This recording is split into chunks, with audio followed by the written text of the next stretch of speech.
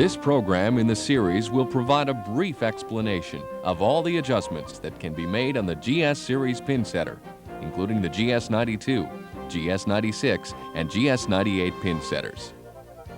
Before any adjustments are made, please review the safety procedures at the beginning of program number 1. Also, read the instructions in the manual carefully before beginning any adjustments.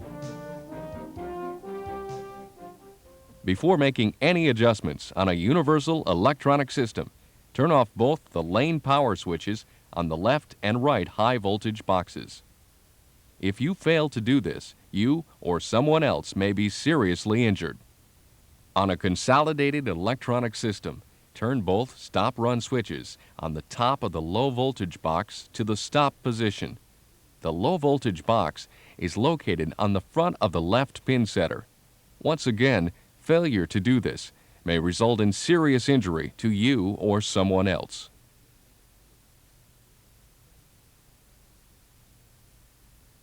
The ball detector uses 3 adjustable spring-loaded screws to adjust the transmitter and receiver. This unit projects an infrared beam across the lane to a retroreflector on the opposite side. The beam is then reflected back to the receiver. When the beam is not being reflected, the red LED on the ball detector is turned on. This indicates that there is an object blocking the beam or there is an alignment problem. If there is no apparent blockage of the beam, then follow the alignment procedures in the manual.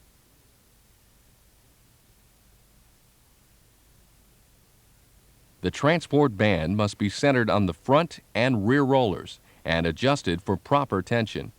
Refer to your service manual for this adjustment. The V-belt tensioner must be hand-tightened as tight as possible. Then add 1 complete turn with a 17mm wrench. Also, check the transport bands and elevator's drive belt tension and make sure that they are the proper lengths. Please refer to your manual for a detailed explanation of these adjustments. The ball cushion must be adjusted so that the bottom edge is 10 to 15 millimeters in front of the ball protector ring and has 5 millimeters of side clearance. Proper adjustment of the ball cushion shock absorber is necessary to stop the ball properly and to prevent damage to the shock absorber itself.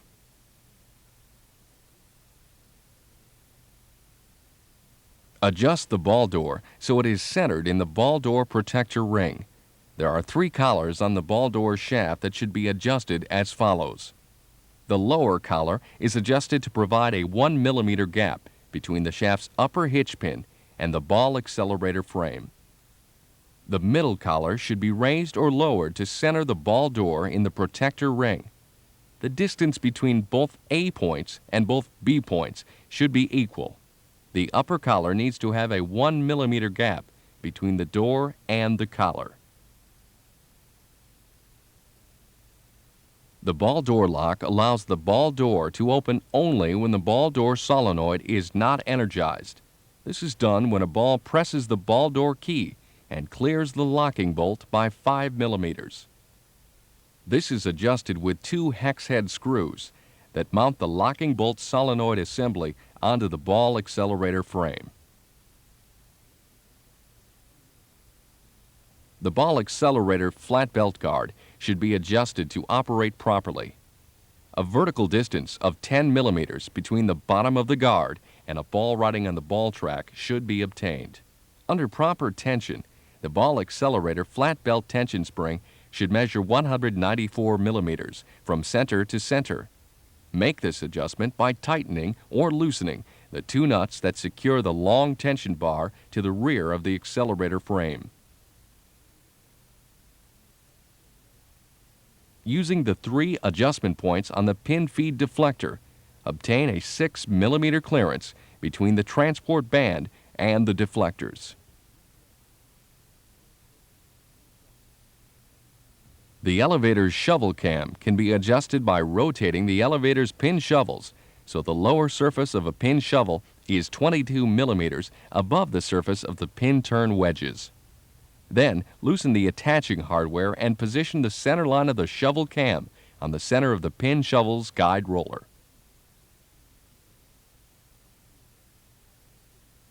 Hand tighten the elevator drive belt tensioner. Then, with a 17mm wrench, tighten the adjusting nut an additional complete turn, 360 degrees.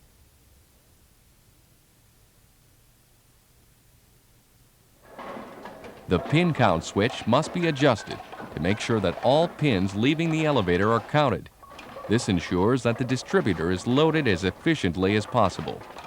To position the original style switch, an imaginary line is drawn between the tips of the deflector wings on the pin guide assembly. Position the switch so that its actuator is 35mm away from this line. Then, adjust the actuator height so that it is 75 to 80mm above the top of the wedge. The bottom of the actuator on this version of the pin count switch only needs to be positioned 20mm away from the imaginary line and 70 to 75mm above the top of the wedge. Please refer to the service manual for further details.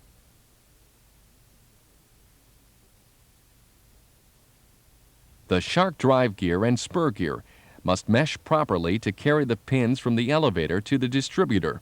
To adjust for proper gap, loosen the mounting hardware for the shark switch mounting plate and position the gear to get a 1 to 3mm tooth gap and retighten the hardware.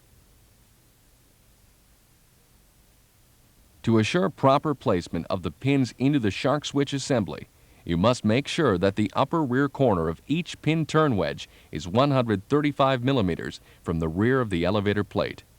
To do this, simply loosen the pin turn wedge mounting hardware and position the wedge to 135mm, then retighten the hardware. Adjust the pin overflow socks so that the openings face each other. This will prevent excessive wear on the pins and transport band. For proper pin loading to occur, the setting table must be level. To do this, lower the table to the pin setting position. Measure the height of the table at the 1, 7, and 10 pin cutouts. If there is more than 3mm difference between each, then refer to the manual for adjustment instructions. The setting table must be adjusted in the at-home position. This is to assure that the table reaches the proper position for the A, B, C, and D switches at the correct time. This also allows the pins to be loaded into the pin holders no matter which direction the motor turned last. Note that the table must always stop at the same height when the A switch is activated. An adjustment is necessary if the relationship of the chain and crank arm are not equal when checking angle A and angle B. After angle A and angle B are equal, the table's height can be adjusted if necessary. There are two places that require proper adjustment of the table height to ensure the correct operation of the pin setter table. The first is when the table is in its highest position. The grippers on the pin holders should be parallel to the inside corner of the pin release lever. The second place to check adjustment is when the table is in its lowest position. When the table is lowered fully to set new pins, there should be 15mm plus or minus 5mm between the lane surface and the bottom of the table. Please reference the service manual for the proper procedure.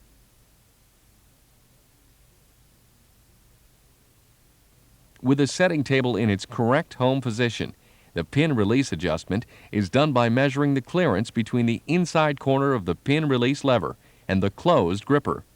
There should be approximately 7mm between the release lever and the gripper. Non-universal pin stations have a two-piece release lever. To adjust, loosen, and then position the center metal brackets so that the lever is at the correct distance. On universal pin stations, the adjustment is made by moving the individual pin station to obtain a 7mm gap between the release lever and the gripper.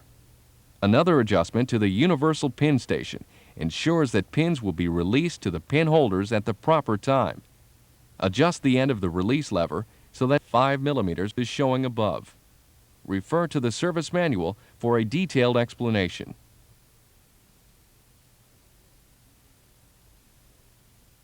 If any pins are not spotted correctly, you can adjust the pin holders individually or in rows using the adjustment described in the manual. With the pin holder in the vertical position, check the pin detector plate's vertical clearance by measuring the gap between the plate and the stop bow. This gap should be 5 to 10 millimeters on all 10 pin holders. If it is not, carefully bend the stop bow to the proper gap. On GS92 and earlier pin setters, the horizontal plate adjustment is checked while the table is raised with the pin holders in their horizontal position. If any plate is not level, gently bend it until it is. To adjust the front to back position, you should bend the back tab on the plate's left support bracket to achieve a 3-degree tilt, so the front edge of the plate is 3 degrees lower than the back edge. Check the manual for details. The new style pin detector plate is found on all pin setters after the GS92 and is not adjustable. A 3-degree angle of tilt is built into the design. You must also adjust the detection height of the setting table, with the T-stop resting fully on the stroke limiter plate. A 10 millimeter clearance between the top of the pin and the pin detector plate is necessary. Your manual describes this process.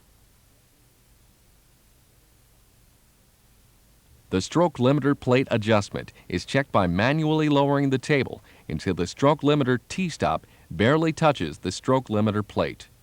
There should be a 1 millimeter protrusion of the plate beyond the T-stop. This can be adjusted using the small bolt on the bottom of the limiter's vertical arm. Next, manually press the plunger of the limiter solenoid to check for a 5 millimeter clearance. This adjustment is done by loosening both solenoid mounting screws and positioning the solenoid properly.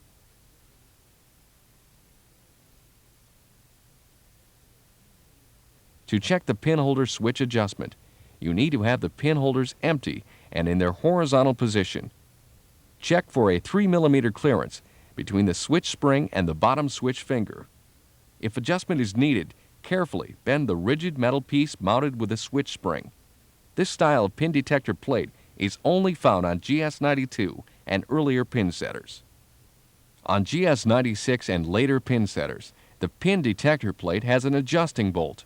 The top of this bolt needs to be 12 millimeters away from the surface of the detector plate. Reference your service manual for a detailed description. If there is a problem with scoring, pinfall display, or closing of the tongs, then you must adjust the B switch. If the scoring or pinfall is a problem, loosen and move the B switch toward switch C. If the tongs are not working properly, then the B switch may need to be moved toward the A switch. On GS96 and later pin setters, adjusting the B switch may affect the double loading of the 7 and 10 pin. Please refer to your manual for further details. Holding the pin holders in the horizontal position is a latch hook mounted next to the rear swing shaft. Its release is adjusted by raising the table to its highest position and adjusting the horizontal stop bolt on the rear swing shaft to a 3 millimeter clearance. Now, manually bottom the plunger in the limiter solenoid, causing the latch hook to pull rearward and away from the latch bow, releasing the swing shafts. If a 3 millimeter clearance is not found, adjust the swing lever.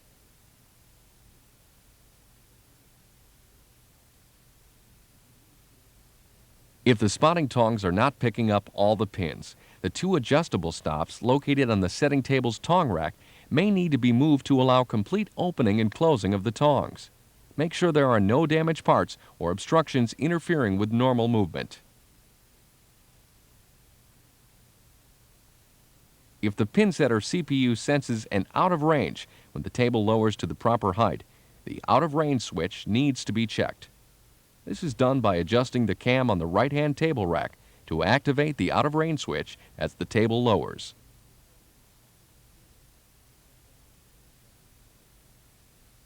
The sweep motor switch will inform the pin setter CPU when the sweep wagon is all the way forward, with the crank arms and turnbuckles parallel. Adjust the sweep motor switch to the closed position. The switch's actuator should have some free play to avoid damaging the switch. Adjust accordingly. The sweep attenuator adjustment is performed when the sweep is all the way down in the guarding position. The attenuator rests against a stop screw, which should be between the frame and the front of the attenuator. Next, adjust the G switch so it has a small amount of free play while the switch is closed. This will prevent damage to the switch. The sweep wagon rides rearward and forward on guide rollers that are in two guide rails on the pin setter frame. The rollers must be adjusted so the mounting bolts have a minimum clearance of 5 millimeters from the inside wall of the side frame. Adjusting the sweep board height is accomplished by loosening the hex nuts on the bolt attaching the lift chain to the clevis. Raise or lower the bottom of the sweep board assembly to a height of 50 centimeters from the lane surface.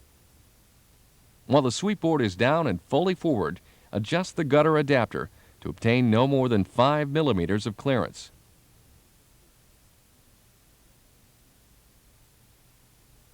Check to see if the two distributor V-belts have 10 to 15 millimeters of free play and adjust them if necessary. Make sure that both drive motor chains have 5 to 8 millimeters of play and adjust if needed. Adjust the pin elevator chains to eliminate excessive free play. Refer to your service manual for detailed instructions. Check and set the B, C, and D switches for 3 millimeters of clearance between the switch and the magnet. On pin setters with universal electronics, check the 5-volt supply at the input to the game setter box. It must be set to exactly 5.14 volts and is adjusted in the common box. The 5-volt adjustment on pin setters with consolidated electronics is made at R145 on the low-voltage CPU board. The reading is taken at J1 on the top of either of the two low-voltage I/O boards. Connect the meter leads to pins 1 and 2 on the left side of the J1 connector. Adjust the pot at R145 until you obtain 5.14 volts. This completes an overview of the adjustments you will need when servicing the GS Series pin setter. Please review this program and the manual when you perform any of these adjustments, and always follow all safety procedures.